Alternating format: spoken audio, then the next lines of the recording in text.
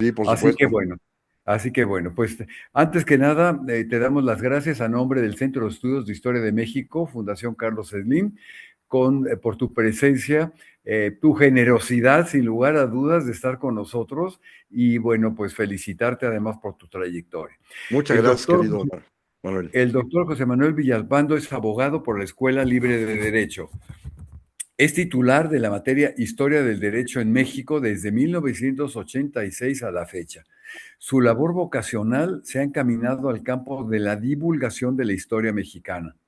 Ha publicado 42 libros y centenares de ensayos y artículos en esa especialidad, así como también ha transmitido más de 1,000 hojas en medios masivos de comunicación sobre temas de historia. De 1988 al 98 se desempeñó como coordinador de investigación histórica de la editorial Clio. A partir de ese año ha sido posecretario y secretario general de la Escuela Libre de Derecho.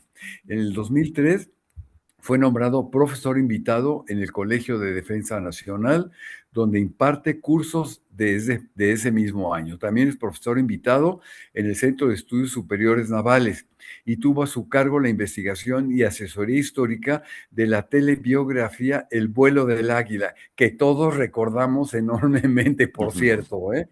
Y fue guionista y adaptador de la novela La Antorcha Encendida. Por 26 años ininterrumpidos, ha sido divulgador de la historia en la Radio Nacional, primero como comentarista histórico del noticiero Monitor y titular del programa Monitor en la Historia. Y del 2008 al 12 fue titular del programa dominical El siglo XIX, transmitido por el IMER. Y del 2013 a la fecha transmite el programa La historia que quiero vivir a través de Radio Fórmula, también tan escuchado, por cierto, ¿eh? Eh, Obtuvo el Premio Nacional a la Mejor Recreación Literaria sobre los símbolos patrios con el cuento El Abanderado y el Premio Nacional de Historia otorgado por la Sociedad Neolonesa de Historia y Geografía. La Secretaría de la Defensa Nacional le concedió la condecoración Victoria de la República por su trayectoria como historiador de las Fuerzas Armadas Mexicanas. Y para terminar, durante el 2009 y 10 se desempeñó como coordinador ejecutivo nacional de la Comisión Nacional Organizadora de las conmemoraciones del 2010 para el Bicentenario de la Independencia de México. Fue director general del Instituto Nacional de Estudios Históricos de las Revoluciones de México y pues con esa trayectoria tan amplia, te agradecemos que hayas hecho un espacio en tu muy, muy apretada agenda y doblemente un agradecimiento. Así que adelante con tu conferencia. Gracias, querido Manuel. Primero que nada, saludando a las amables personas que nos acompañan el día de hoy, a todas y a todos, y a ti en especial, pues quiero agradecerte esta oportunidad ya reiterada, gracias a Dios, durante varios años de poder estar contigo y en el Centro de Estudios de Historia de México de Carso, para poder platicar precisamente de los temas que me gustan. Y uno de ellos, justamente, y cosa que te agradezco, es Federico Gamboa y Santa, pero sobre todo Federico Gamboa, por lo que vamos a platicar el día de hoy, tema que ya alguna vez, aunque en otra perspectiva, tuve la fortuna y el alto honor de platicarlo allá en vivo, en presencial todavía, creo que fue antes de la pandemia cuando lo hicimos, cuando se pudo hacer este evento, en el que, entre otras cosas, llevé el retrato que tengo de Federico Gamboa y que está aquí a mi espalda y que seguramente lo pueden ver, que ahorita hablaré de él, porque en sus manos trae, si lo alcanzan a ver, lo puse lo más cerca para que pudiera enfocarse, en sus manos trae un libro, trae Santa precisamente, ahí lo dice en la portada Santa, que es finalmente la obra que lo inmortaliza, la obra con la cual se vuelve famoso nacional e internacionalmente, porque es un hombre, pues, que queda vinculado su nombre al nombre de ella, de Santa. Así que bueno, este es el tema que vamos a platicar el día de hoy. Y sobre todo, déjenme iniciar con una especie de, pues, una imaginación histórica de algo real que sucedió. Miren, por allá hacia finales del año de 1900 exactamente, 1900, cuando acababa de regresar de París, de la famosísima Exposición Universal que en aquella ciudad, la capital de Francia, se realizó entre 1899 y 1900. El escultor mexicano Jesús F. Contreras, que seguramente ustedes recuerdan y conocen, o han visto al menos quizás su obra más famosa y representativa, la Malgré-Tout, la Malgré-Tout, esta estatua de una mujer yacente que el propio Contreras esculpió en mármol y que durante muchos años, quienes paseamos por la Alameda, se habrán percatado que estaba allí, en uno de sus costados, justamente frente a la Avenida Juárez, y que ahora recientemente, bueno, hace algunos años, para evitar vejaciones y ofensas, pues fue trasladada al Museo Nacional de Arte, donde puede observarse. Bueno, en esta tertulia que hubo en la casa de Jesús F. Contreras, recién desembarcado de París, sobre todo porque él venía ya enfermo del cáncer que lo va a matar en un par de años, se reunieron para celebrarlo, pero también para enterarse de esta dolorosa nueva de la enfermedad mortal que ya tenía. Se reunieron tres amigos de Jesús F. Contreras. Uno de ellos, el poeta Amado Nervo. El otro, el joven músico, pero ya con fama y prestigio, Manuel M. Ponce. Y el otro, su amigo el novelista Federico Gamboa. Ahí, los tres que visitaban a Jesús F. Contreras, repito, para darle un abrazo de felicitación por la distinción que le otorgó la Exposición Universal de París al declararlo primer premio y ganador en escultura, precisamente con la Malgré-Tout. Ahí también él les comunicó que el cáncer pues estaba irreversible y que finalmente desembocaría en la muerte. No sabían para cuándo, por supuesto, pero los tres amigos salieron de allí muy compungidos. Ya para ese momento ya le habían amputado el brazo derecho a Jesús F. Contreras y como todos sabemos, la Malgré-Tout la había esculpido en realidad solo con el brazo izquierdo porque el derecho en ese momento lo tenía inutilizado y ahora ya lo había perdido. Y los tres amigos salieron, sí, con tristeza, por supuesto, pero cada uno dispuesto a darle algo de su propio arte para animarlo, para corresponder a su amistad, para estimular la vida de Jesús F. Contreras. Y Amado Nervo escribiría un poema muy bonito que se llama precisamente Malgré-Tout. Manuel M. Ponce compondría su famosísima obra de piano Sonata para mano izquierda, que es bellísima y que es un homenaje a Jesús F. Contreras. Y Federico Gamboa, que estaba a punto de salir de México, pensó, ¿qué le regalaría a Jesús F. Contreras como homenaje? Y fue nada más ni nada menos que Santa, su más famosa novela. Si ustedes tienen a la mano Santa, o está ya también en versión digital, gratuita además, se puede descargar, se van a percatar que la dedicatoria que Federico Gamboa escribe en las primeras páginas de Santa es precisamente para Jesús F. Contreras. Y claro, haciendo un juego de palabras y de ficción novelesca, la dedicatoria que la firma él, el propio Gamboa, en realidad parece ser que la está diciendo la propia Santa, que le pide a Jesús F. Contreras que la pueda inmortalizar en mármol, cosa que nunca sucederá. Santa, la dedicatoria la firma, como aparece en la propia novela, que es Federico Gamboa, el día 14 de febrero de 1892, y Jesús F. Contreras morirá ese mismo año, el día 13 de julio de 1902, y ya no verá impresa Santa que aparece en enero de 1903.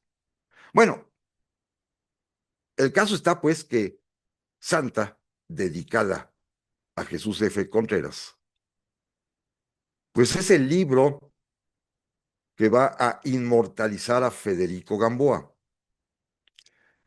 En el retrato que está a mis espaldas, que ustedes pueden observar,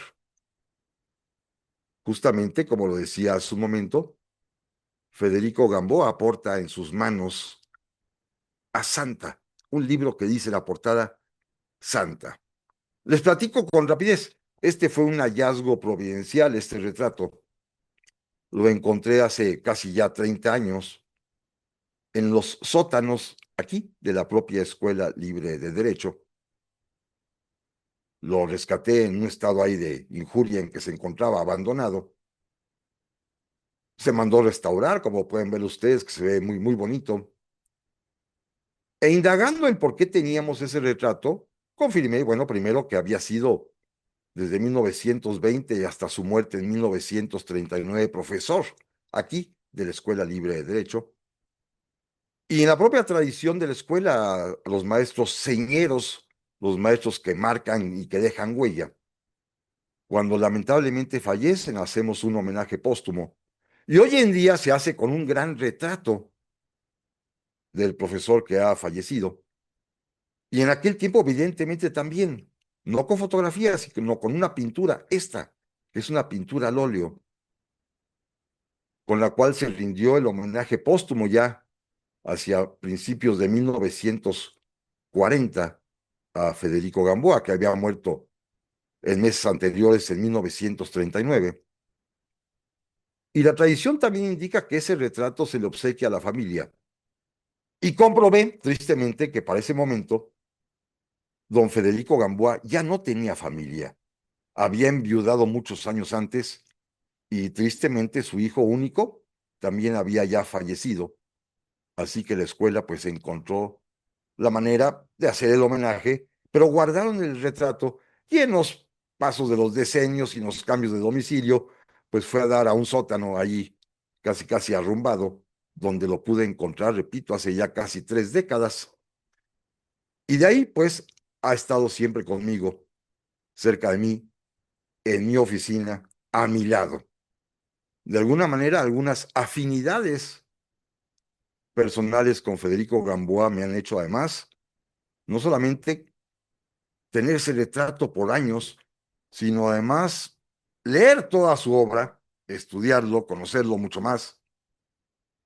Fue también profesor aquí de mi propia escuela y además, por una casualidad esa del destino, como ahorita lo comentaremos, Federico Gamboa tuvo a su cargo por encomienda del propio presidente de la República. Él, algo me están mandando aquí, alguna señal, pero no entendí de qué se trata.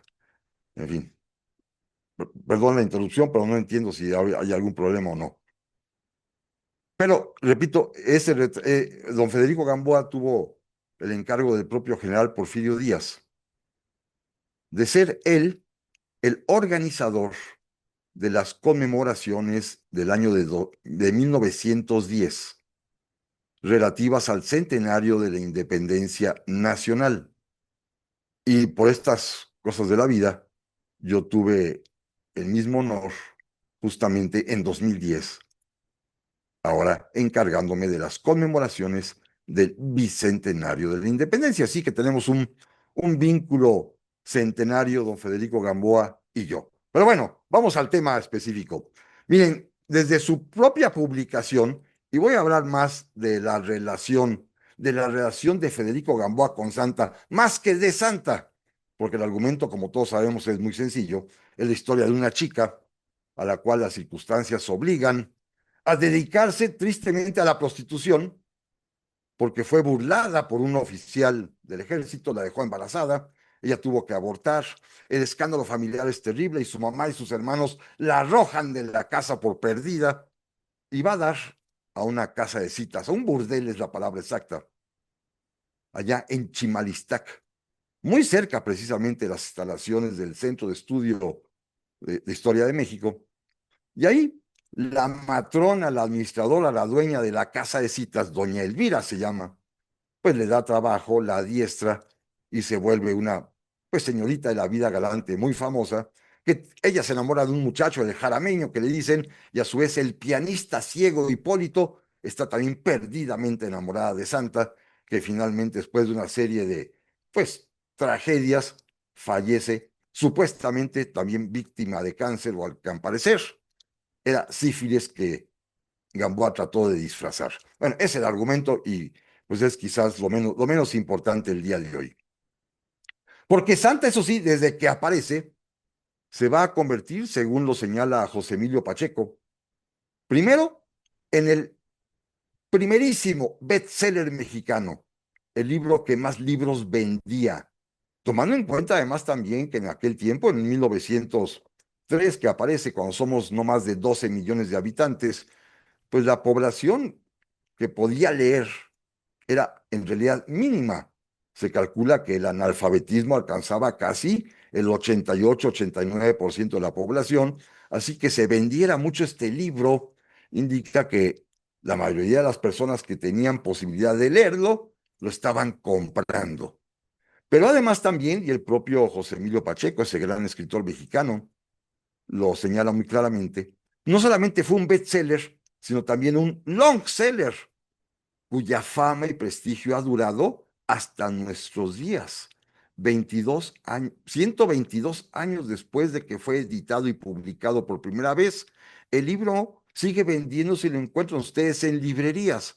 Claro, ya no hay derechos de autor para nadie porque el autor falleció hace ya pues muchísimo tiempo, no tiene familia, así que bueno, el libro se edita de manera libre y repito, hasta en internet lo pueden encontrar descargable. Gamboa, como todos sabemos, pues tenía una experiencia de vida propia en esos temas un tanto cuanto sórdidos, de erotismo disimulado, que son el contraste con la buena sociedad porfiriana en la cual él vivió y que parecía una especie de réplica de la Inglaterra de la reina Victoria, la época victoriana, cuando había al parecer pues mucha cerrazón y mucha discreción y secrecía para estos temas que eran al parecer no bien vistos socialmente, pero que sin embargo existían. Y Gamboa pues desde muy joven había comenzado a escribir textos, historias, pequeños cuentos, novelitas de tema erótico. Él, como lo platica en sus propias memorias, que además les recomiendo, desde muy joven leía apasionadamente, porque era un muchacho además trilingüe. Por razones de la vida había vivido con su papá en Estados Unidos y también aprendió francés. Entonces hablaba el castellano, el inglés y el francés. Y desde muy joven se aficionó a las lecturas de esa corriente literaria francesa que se llaman los naturalistas, representadas por los famosos hermanos Goncourt, pero sobre todo y fundamentalmente por el autor que era, digámoslo así, el mayor símbolo del naturalismo para Federico Gamboa, llamado Emilio Solá, que ustedes seguramente recuerdan, es el autor de una novela también escandalosísima francesa en aquel tiempo llamada Naná, la historia también de otra señorita de la vida alegre, que va a ser literalmente como el modelo para nuestra santa. Es muy importante la figura de Emilio Solá para Gamboa, tan importante que en la primera oportunidad que Federico Gamboa tiene de visitar y conocer la ciudad de París, lo que se propone es buscar el domicilio de Emilio Solá, presentarse ahí, dejar como se acostumbraba en ese tiempo a la ama de llaves que lo atendió, su tarjeta de visita y una nota explicándole que era un mexicano joven, lector apasionado de su obra y que deseaba conocerlo. Y finalmente, Emilio Solá lo recibió en una visita muy apresurada, simplemente por cortesía. No tardó más de 15 minutos en su presencia. Gamboa salió un tanto cuanto decepcionado, desencantado del trato frío, pero sin embargo, sí alcanzó a decirle a Solá que era su ídolo como escritor Y Solá simplemente le dijo que él con trabajos leía español y que los libros que le llegaban en ese idioma ni los sabría. Así que fue un tanto cuanto decepcionante para Gamboa, pero salió de todas maneras ilusionadísimo de su entrevista que tuvo con Emilio Solá. Cuando regresa a México, y después ya a lo largo de su vida laboral, que ahorita comentaré algo de ella rápidamente, comenzó a escribir libros, todos ellos, cuentos o novelas, todos de sabor erótico. Su primer trabajo publicado se llamó Del Natural, Esbozos Contemporáneos, así lo subtituló, publicado en 1889, también con una serie de cuadros, todos ellos, bueno, ahí lo leerán ustedes, se los recomiendo, ton de sabor totalmente, pues, sensual. Luego publicará su primera novela, Apariencias, en 1892. Más tarde, en 1896, otra novela más, Suprema Ley. Luego, en 1899, otra novela que causa un escándalo social tremendo en la buena sociedad mexicana y además también en la Iglesia Católica Mexicana, que lo vieron francamente como una especie de demonio, una novela que se llama Metamorfosis, que es la historia de la seducción y finalmente caída de una monja, de una religiosa, con un seductor. Bueno, fue una novela escandalosísima para que en 1903 ya rematara esta galería de novelas eróticas con Santa. Sí, el mismo Gamboa lo confiesa en sus propios diarios disimuladamente, pero lo reafirma José Emilio Pacheco, también este gran escritor Álvaro Uribe, ya fallecido, en su libro Recordatorio de Federico Gamboa. Todos confirman que precisamente Gamboa no solamente se inspiró en Emilio Solá y en Naná y en todos los naturalistas franceses, sino que él en propia vida, en su propio ser, experimentó muchas de las cosas que ahí narra en sus novelas sensuales. Era un hombre que tenía fama de ser un, como decían en francés, un bon vivant, un hombre que disfrutaba, como se decía en aquel tiempo, de las francachelas, de estas tertulias nocturnas en las cantinas, en los casinos, y que remataban después con las chicas que ahí atendían. Es decir, quizás en buena medida, este hombre de mundo que era ya Federico Gamboa, plasmó en sus novelas sensuales buena parte de sus experiencias. No sería dudoso ello. Sin embargo, da un cambio radical en su vida al momento en que se casa, contrae matrimonio y ya no volvió, supuestamente, a visitar ninguno de esos sitios de mala nota, ni tampoco volvió a escribir novelas de ese tipo. Al mismo tiempo, eso sí, iniciará la escritura de sus obras, llamémoslo así, más serias, de memorias. Comenzó en 1893 con un librito que se llama Impresiones y Recuerdos, del cual, por esas cosas que es mi pasión ya, tengo una primera edición ya encuadernada, aquí se las muestro así. Y luego vendrán ya los volúmenes de su diario que son 7 tomos que publicó recientemente hace algunos 15 años con Aculta, que son 7 tomos que se los recomiendo, de veras que vale muchísimo la pena. Es su vida personal, como él dice, es mi vida, mucho de mi vida y algo de la de otros. Pero es un libro apasionante, los 7 volúmenes, porque narra todo lo que le va pasando casi día a día. Y entre ello, destaca particularmente, como ahorita lo vamos a comentar, su relación con su libro, su relación con Santa. Déjenme decirles, y de una vez menciono el tema, que es un escritor que, como es común en aquellos años, pocos son los escritores que pueden vivir de sus escritos. Sus novelas se vendían muy bien, pero insisto, muy bien para un público mexicano lector que estaba seguramente muy reducido quizás a las capas medias y altas urbanas y particularmente la Ciudad de México, insisto, porque el analfabetismo era gigantesco en aquellos años. Y entonces para poder sobrevivir, tuvo que combinar sus tareas literarias con un trabajo fijo y eligió, quizá por vocación, quizás porque le atraía, quizá por la facilidad que tenía para los idiomas, repito, hablaba además del español, el inglés y el francés, eligió formar parte del Servicio Exterior Mexicano. Fue agregado primero a la Embajada de México en Guatemala, después lo haría también en la Embajada de México en Argentina. Luego, don Porfirio lo asciende a encargado de negocios, suplente del embajador en la propia Guatemala, que es en el momento en el que publica Santa. E incluso Santa lo escribió en Guatemala. Después lo enviarán como secretario de la embajada, o sea, como el segundo de a bordo de la Embajada de México en Washington, la capital de los Estados Unidos de América. Luego regresará ya como embajador en Guatemala y en todo Centroamérica, sobre todo en Honduras, Nicaragua y El Salvador. Era embajador concurrente en todas esas naciones, donde va a resolver casos muy delicados. Luego, don Porfirio lo invita a México para que sea subsecretario de Relaciones Exteriores.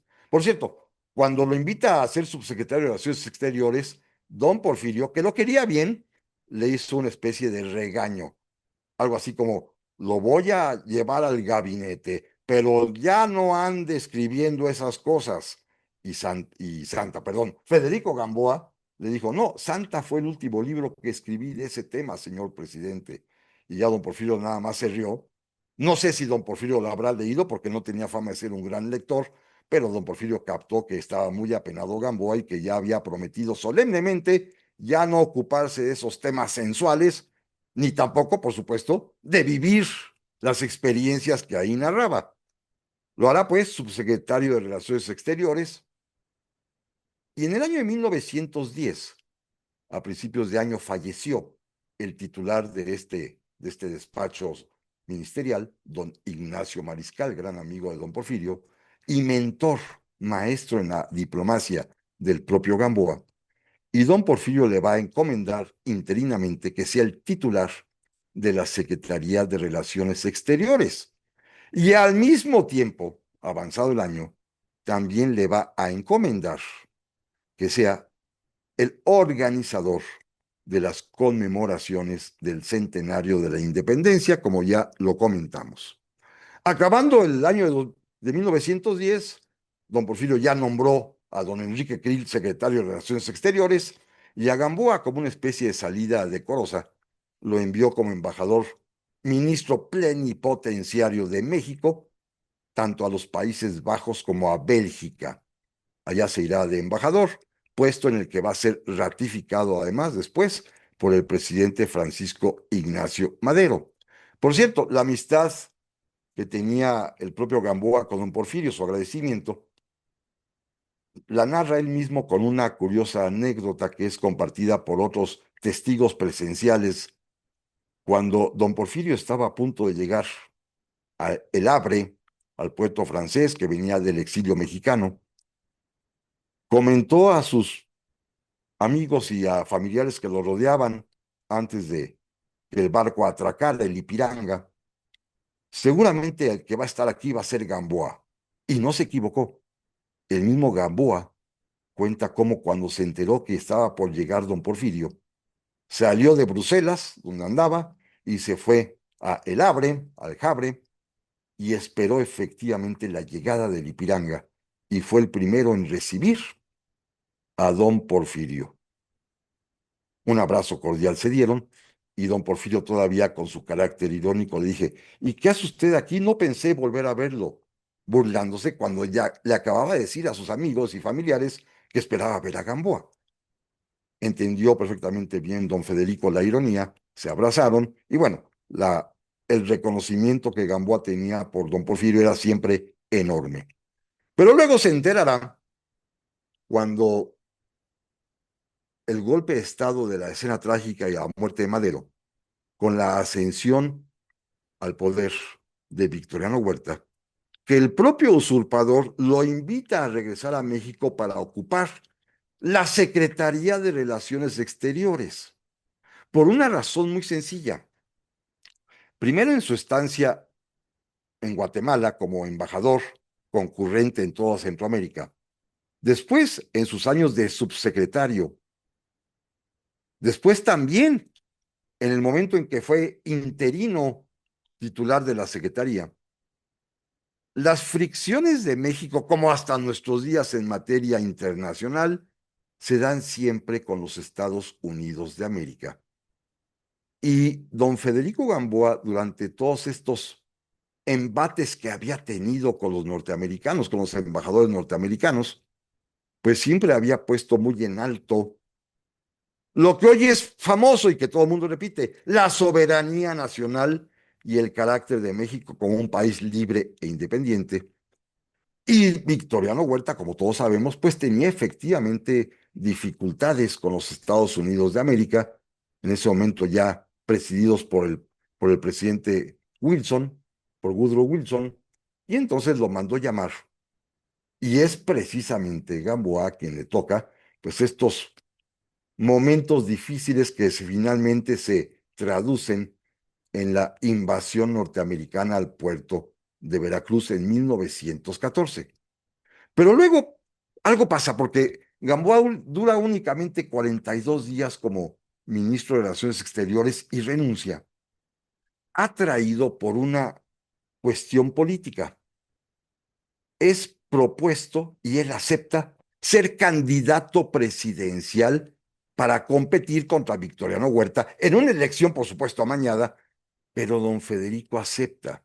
Y escuchen, amigas y amigos, lo más interesante, lo proponen para ser candidato a la presidencia, nada más ni nada menos que el Partido Católico Mexicano. Era fama pública la conducta sensual que había tenido Gamboa durante toda su vida. También se había hecho famoso que ya se había redimido, que se había casado, que se había pues vuelto nuevamente católico en su fe de infancia, pero los católicos mexicanos encontraron en él, no sé si al único o al mejor candidato que podían ofrecer en las elecciones de 1914, repito, amañadas porque gana Victoriano Huerta, y que obligan, una vez derrotado, a Federico Gamboa a exiliarse, porque inclusive se enojó, se molestó Victoriano Huerta con él por aceptar esta candidatura, por atreverse a ser su opositor, y esto obligará a Federico Gamboa a salir del país a finales de 1914, a mediados más o menos, perdón, y no regresará sino hasta 1920. Se va a un exilio a Cuba, va a vivir en Habana, donde va a vivir de periodista, escribiendo en algún periódico de cuestiones sobre todo literarias, de vida social, muy poco de política. Pero para ese momento, hasta en Cuba es famoso, no por haber sido diplomático, sino por santa. Y pasa algo muy, muy peculiar. Fíjense, Gamboa va a regresar hasta 1920 a México.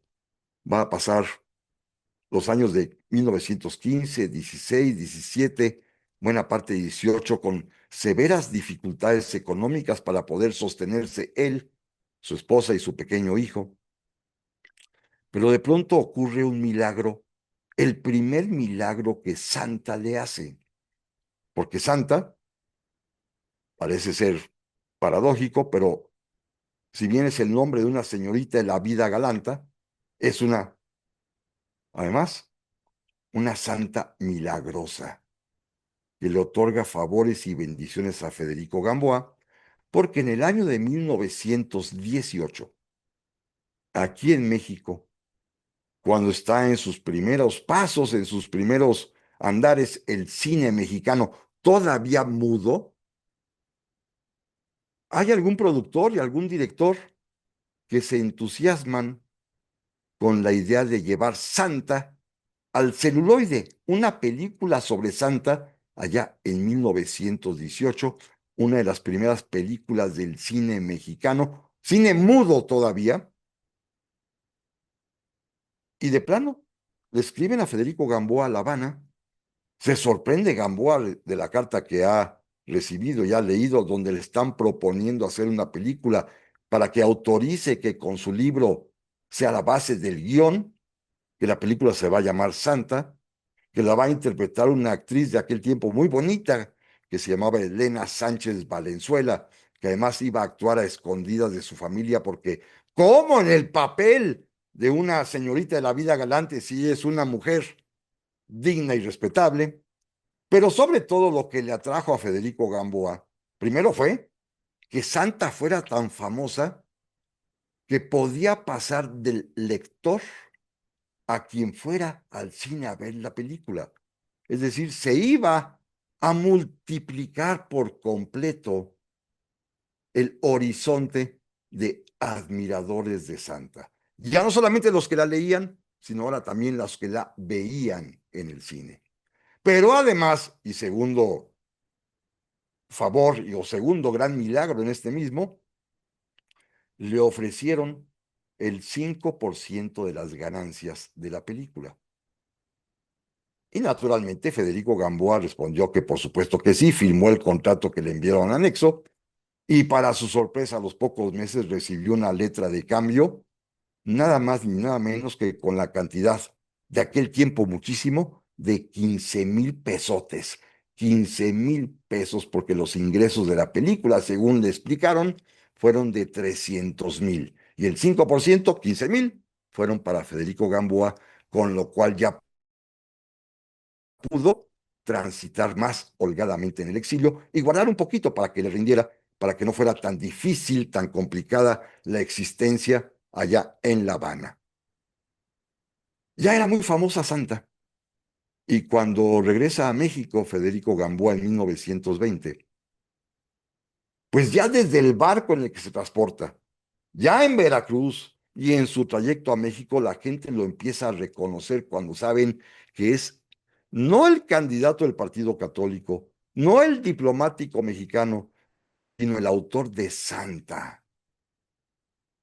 Una escena muy peculiar que el propio Gamboa narra, cuenta que en su diario, que cuando venía en el ferrocarril de Veracruz hacia México, regresando del exilio, pues le tocó en suerte conocer allí en el trayecto a un sacerdote que lo vio con cierto temor seguramente, pero ya entrados en plática, y sobre todo porque el antecedente que Gamboa había sido ya candidato del Partido Católico, el sacerdote le contó acerca de su novela de Santa, porque muchas de sus feligreses, cuando estas buenas mujeres iban a confesarse, cuando a través de la mirilla de la celosía del confesionario le contaban sus pecados, un pecado recurrente de las buenas mujeres mexicanas católicas era que todas habían leído a escondidas, a hurtadillas, Santa.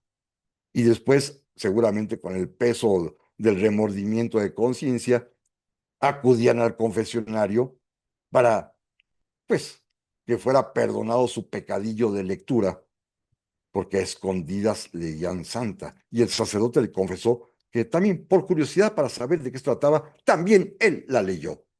Otros señores le contaban al contrario, que lo habían leído, que les había parecido estupendo y apasionante el libro, que era un libro que se leía con gozo, algo así como hoy diríamos en términos psicológicos contemporáneos, como una proyección de lo que muchos señores quizá quisieran hacer, o ver, o vivir, o experimentar.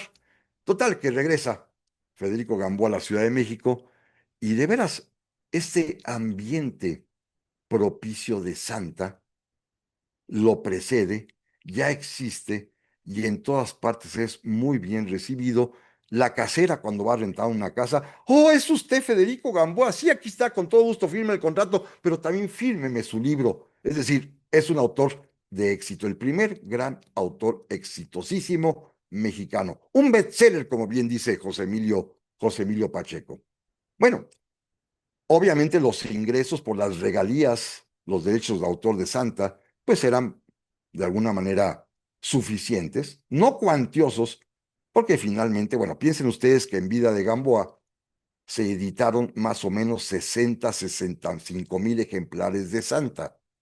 Hoy en día, cualquier autor contemporáneo, como habrán visto en las noticias recientes, imprimen 100,000 ejemplares de un jalón.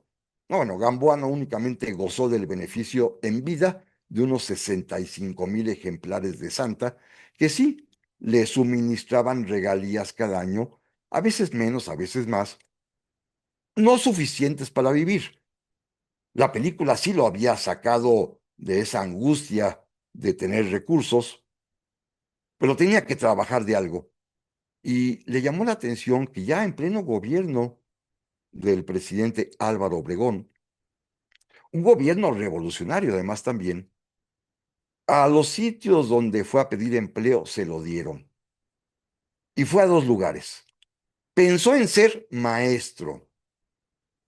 Acudió primero a la Escuela Nacional Preparatoria, donde evidentemente de inmediato lo contrataron como profesor de literatura mexicana además. También, todo era más o menos cercano, fue a la Escuela Nacional de Altos Estudios, la antecedente de la actual Facultad de Filosofía y Letras. También le dieron trabajo como profesor, igualmente de literatura. Y además también, aquí sí gratuito, porque ahí no pagamos, lo fueron a visitar el propio rector de la Escuela Libre de Derecho, don Emilio Rabasa, y el miembro de la Junta Directiva, don Pedro Lascurain, para invitarlo a ser honoraria y gratuitamente profesor, pero de Derecho Internacional en Escuela Libre de Derecho, y aceptó. Es decir, comenzó a dar clases, comenzó a escribir en los periódicos, más las regalías que le daban anualmente por la impresión de Santa, pues le permitía un pasar decoroso clase mediero bajo. Pero la fama era enorme, enorme para ese momento, a grado tal que la Academia Mexicana de la Lengua no solamente lo invita a ser socio de ella, miembro correspondiente de esta academia prestigiosísima mexicana, sino que en ese año de 1920, quizá porque el prestigio de Federico Gamboa era el mayor de México, porque era probablemente el escritor más conocido de México, más aún que don Justo Sierra, más aún que Ignacio Manuel Altamirano. Era el libro que más circulaba, que más se editaba, que más se imprimía, que más se vendía y que probablemente más estaba en las casas aunque estuviese escondidito. Lo nombraron sus pares, miembros de la Academia Mexicana de la Lengua, lo nombraron director de la Academia Mexicana de la Lengua, y lo será los siguientes 19 años hasta el día de su muerte.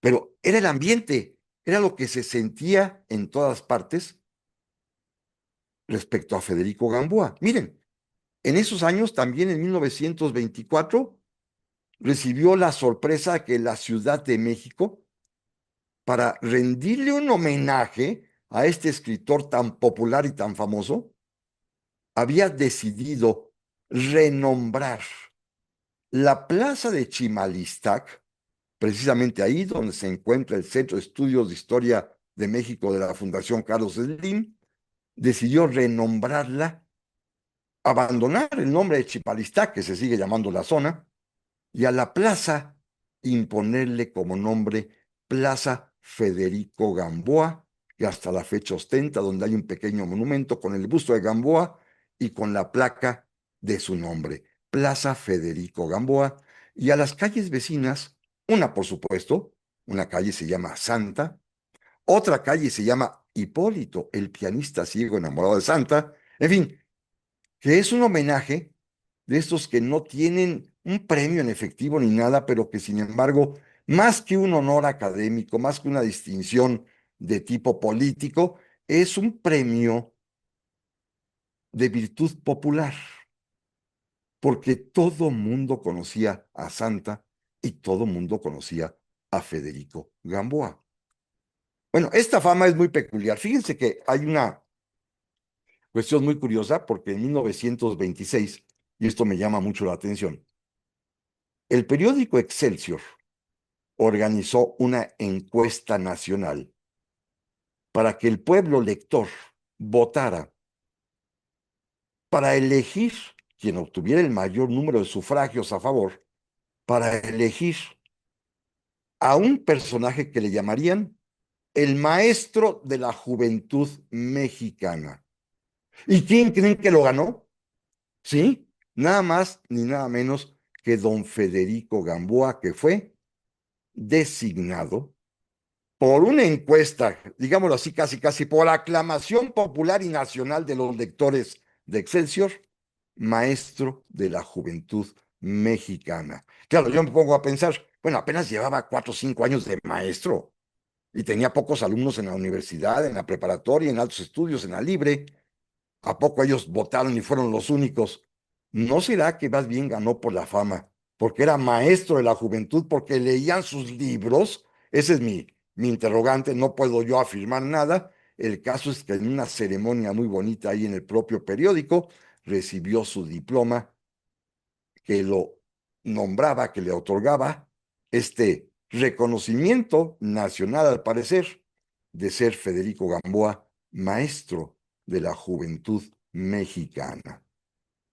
La fama también, y aquí sí vinculado un tanto cuanto con lo católico, curioso, ¿no? Un personaje que tenía ese prestigio de haber sido un bon vivant y además también que se había convertido al catolicismo, quizás era una especie de binomio que producía algún efecto entre las personas, lo hacía que su nombre apareciera, como fue en 1924, en 1928, en 1930 y en 1934, su nombre aparecía escrito a mano en las boletas electorales en las elecciones presidenciales. Un candidato independiente que nadie había postulado, pero que la gente anotaba su nombre en la elección en la que triunfó Plutarco Elías Calles, en la elección en la que triunfó, que falleció después asesinado Álvaro Obregón, en la que obtuvo también Pascual Ortiz Rubio la silla presidencial, en la después más posterior de Lázaro Cárdenas. En todas ellas, si bien no estaba registrado Federico Gamboa, aparecía siempre como candidato independiente porque la gente anotaba su nombre, así como en época porfiriana, recuerdan ustedes a don Nicolás Zúñiga y Miranda, que la gente apuntaba su nombre, y después en época ya de los 50, 60, la gente ponía Cantinflas. Bueno, en ese periodo entre 24 y 34, en las diversas elecciones presidenciales, apareció el nombre de Federico Gamboa como candidato independiente anotado por las personas que iban a votar. Esto era la fama de Federico Gamboa. Miren, aquí en la propia Escuela Libre de Derecho, donde además este año editamos un librito facsimilar del mismo que en 1925 hicieron los propios alumnos, que le pusieron el nombre de Jus Vacilare, el derecho a vacilar. Los alumnos publicaron una caricatura muy bonita de Federico Gamboa, que a lo mejor se alcanza a ver en la pantalla. Esta es la caricatura de Federico Gamboa, profesor de la Escuela Libre de Derecho, pero en esta misma revista y en los números siguientes platican muchísimo del anecdotario de lo que sucedía en la clase cuando don Federico Gamboa trataba de explicarles los principios del derecho internacional. Y cuando quería preguntar algo y se ve o se notaba que los alumnos no habían estudiado, de plano siempre había algún vivo, y esto ocurrió todos los años en que fue maestro en la escuela, algún alumno muy vivo, muy despiertito, lo interrumpía y le pedían, maestro, mejor platíquenos de Santa. Y aquí en este librito, el Jus Basilar, cuentan con los alumnos al observar a Federico Gamboa después de que le han hecho esta petición que les platique de Santa. Cómo el rostro, la cara de Gamboa sufrió una especie de iluminación, se transfiguraba y parecía entonces, dicen ellos, que los recuerdos de aquella vida de disipación, los recuerdos le retorcían el alma.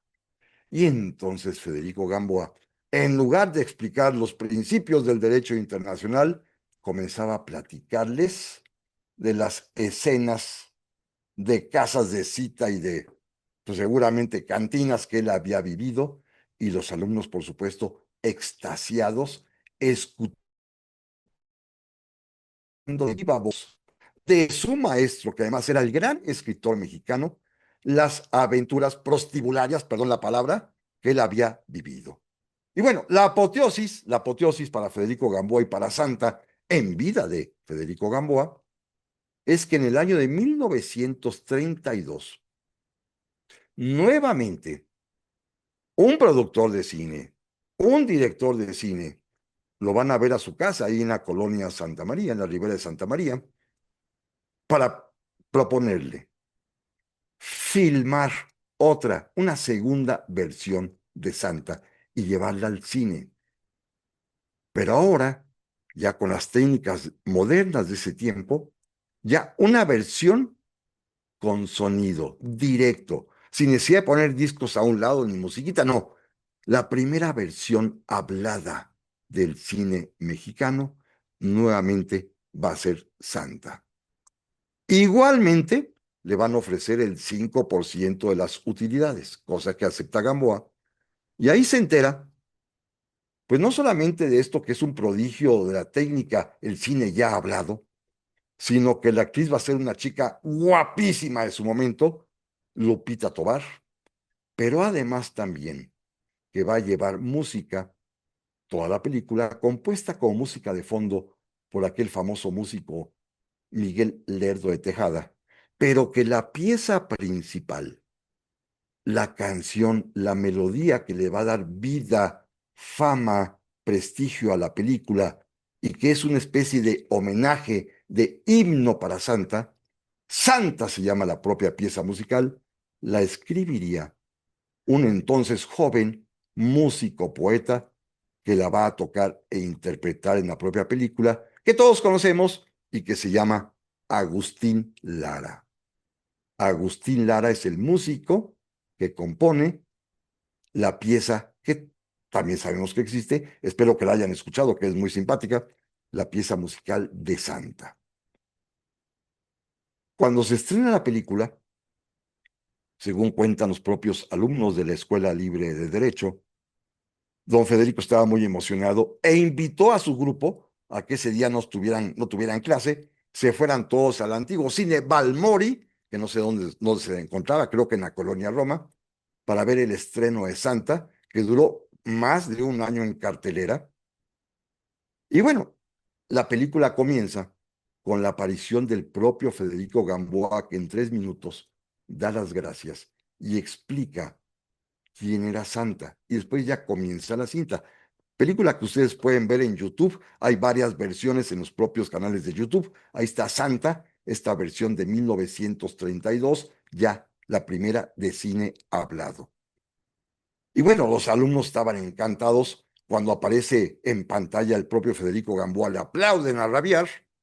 Y luego, naturalmente, pues el momento culminante, las escenas de amor están representadas con la melodía, con la canción de Agustín Lara, tocada por él en el piano y cantada por él, Santa, con aquellos pasajes que tiene maravillosos. Santa mía, mujer que brilla en mi existencia, calienta con tus besos mi desilusión. Bueno, toda una historia trágica, la de Santa.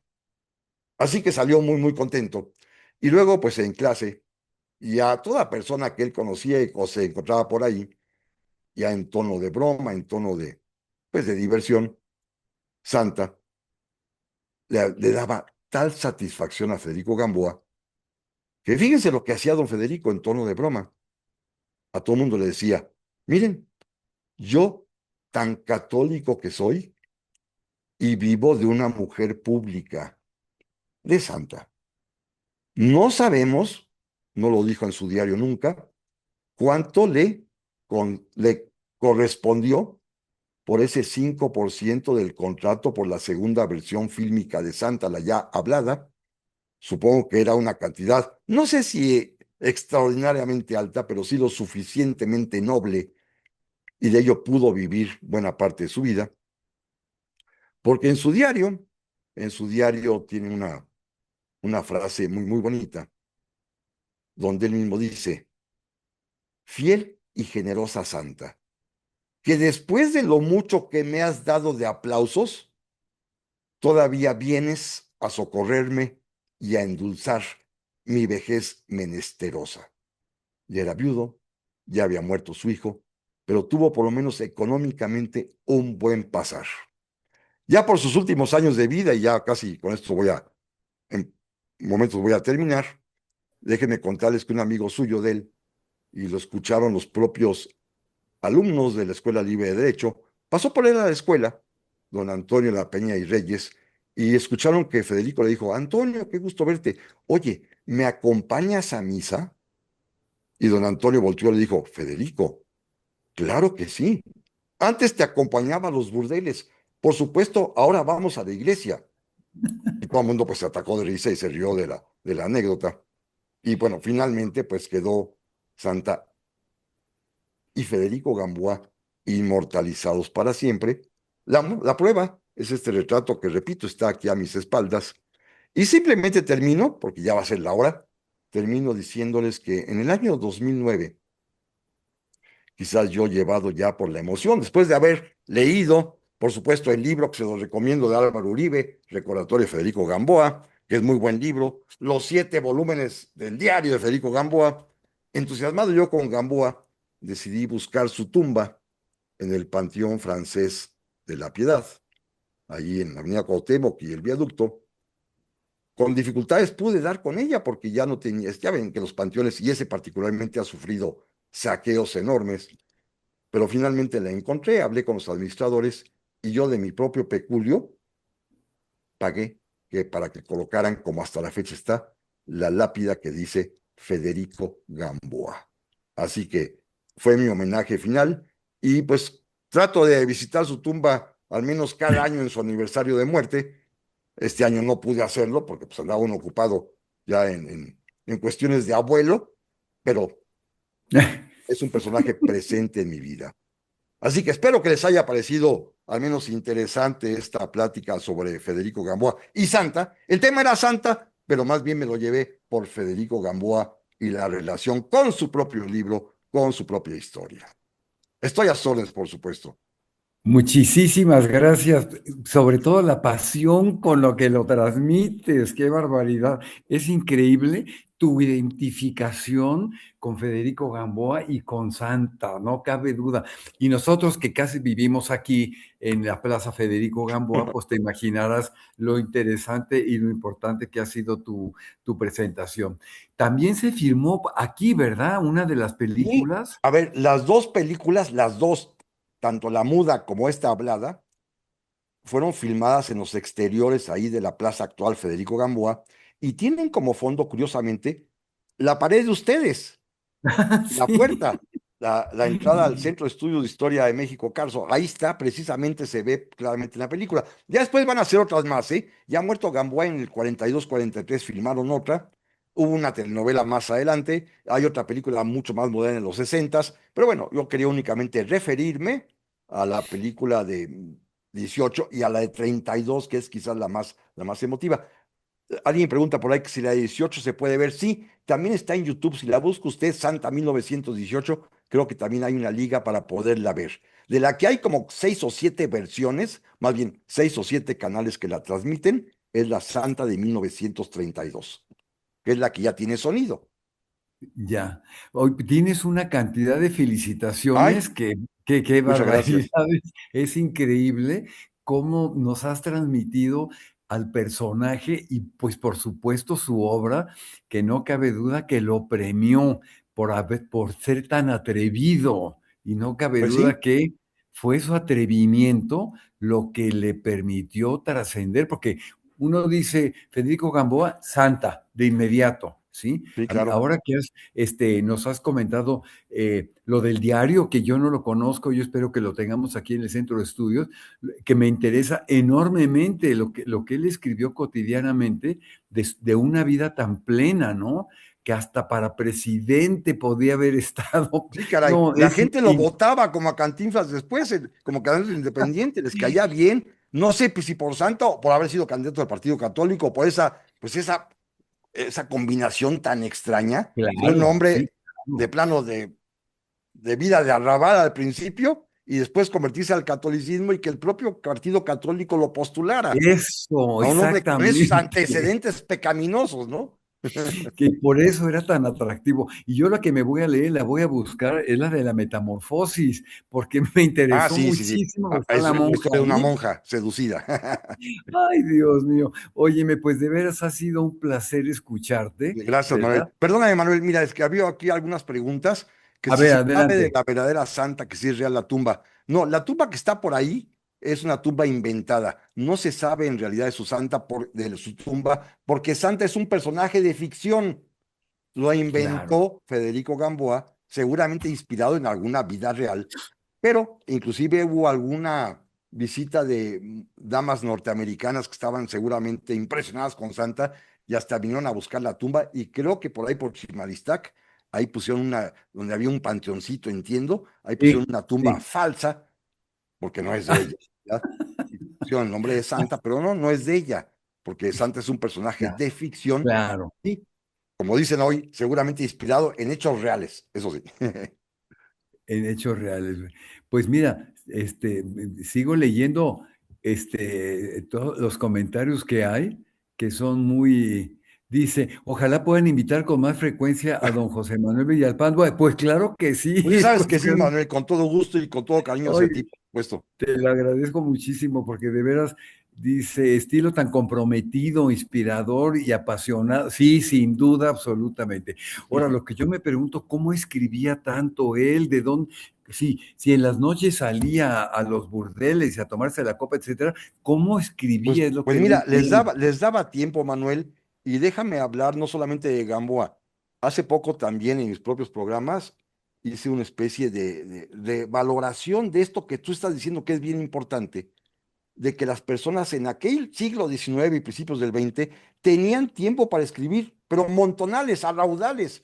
Y el ejemplo mayor, bueno, es Gamboa, pero don Justo Sierra, como tú sabes bien, la propia Universidad Nacional Autónoma de México, son veintitantos tomos sus obras completas. Es increíble, Y no es había increíble. inteligencia artificial. Es más, mira, Gamboa tiene un mérito que se me olvidó comentar. Él escribió Santa, porque lo platica él a mano, por supuesto, pero él estrenó por primera vez una máquina de escribir allá en 1902 para pasarla él directamente ya a máquina. Qué Tenían barbaridad, tiempo de escribir. ¿Cómo le increíble. hacían? No sé. Que es increíble, es todo un ejemplo, ¿eh? Todo un ejemplo de un gran escritor, pero Así es. sobre todo con la trascendencia que ha tenido.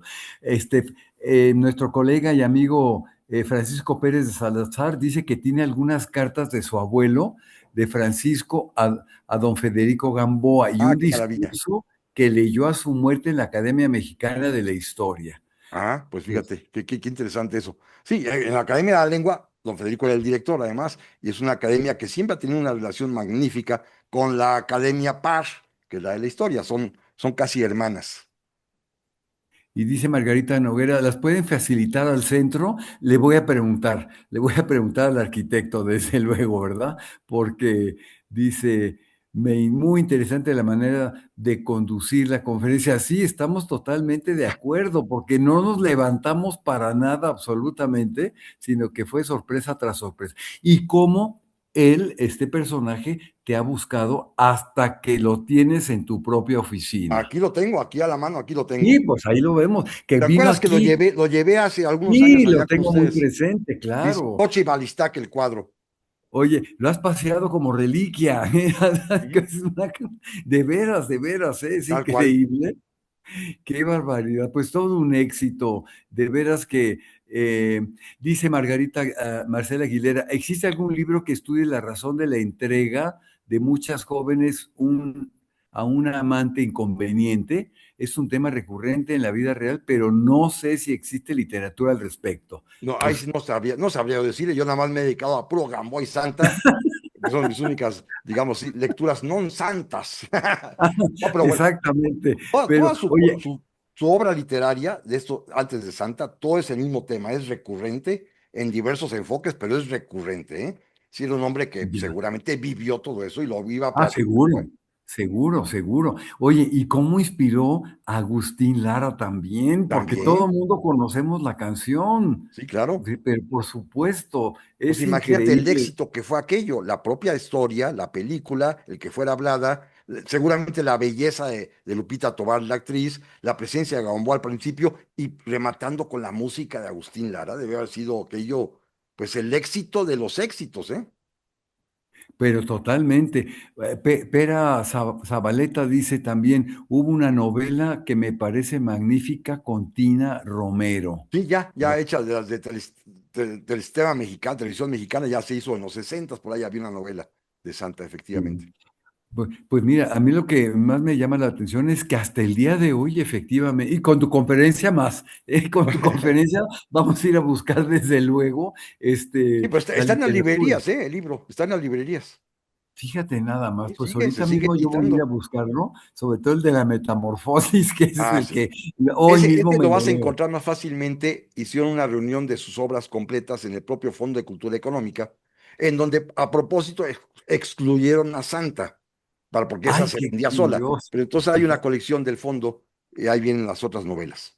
Pues ahorita mismo voy, que me queda aquí a la vuelta. Oye, Así es. pues nuevamente muchísimas gracias. Te deseamos lo mejor de lo mejor en estas Navidades, el año que viene, que ojalá que nos puedas transmitir esa pasión con la que hablas y sobre todo de este personaje que Este y otros más, verdaderamente, querido Manuel, con todo gusto, cuando tú me invites, para mí es un honor estar contigo. pues muchísimas gracias y a todos los que nos siguieron, que llegaron a los 80, pero estoy seguro que cuando lo subamos va a haber muchísimo más público porque pues obviamente a esta hora no mucha gente se puede conectar, pero que después queda grabado para que lo puedan escuchar los que no pudieron estar en el momento. Así que muchas gracias. Próximamente te volvemos a invitar, pero para comer y para platicar contigo Con todo gusto, tranquilamente, querido ¿eh? Manuel. Muchas gracias y por supuesto te agradezco a ti, al Centro de Estudios de México, de Historias de México y naturalmente a las amabilísimas personas que hoy nos acompañaron, a todas y a todos. De veras, muchas gracias por su atención y espero pues que la hayan pasado bien. Pues somos los agradecidos y ve cómo sigues teniendo cantidad de imágenes ahí de agradecimiento Muchas que no gracias. acaban, ¿eh? No acaban. Ha sido aplausos, todo. Uy, qué éxito, ¿eh? Qué éxito. De verdad, una felicitación y sobre todo un ejemplo a seguir de cómo hablar en público. Pues sí, muchas gracias. Muchas gracias. Te Nos lo vemos aprecio la mucho. próxima Nos semana vemos. y hasta pronto. Hasta luego. Ah, por Gracias. cierto, antes de que concluya, vamos a empezar ¿cómo se llama? Un ciclo de conferencias para el año entrante, temprano, por ahí de marzo, sobre los 100 años del enfrentamiento de la iglesia con el Estado, con calles, temas que casi no se tocan. Y Otro entonces, temazo y me apunto si te tienes ay, algún. de veras, Claro. mándanos con qué te apuntarías, Ah, pues ¿verdad? casi de una vez te lo puedo decir, con el fracaso de la Iglesia Católica Mexicana, Ándale, el asunto del cisma. ándale, pues con mucho gusto ya lo tomamos en cuenta y por supuesto que estás invitadísimo. Muy bien. Nuevamente, muchas gracias y nos vemos la próxima semana. Muy buena tarde. Gracias, querido Manuel. Hasta pronto. Hasta luego, muchas gracias.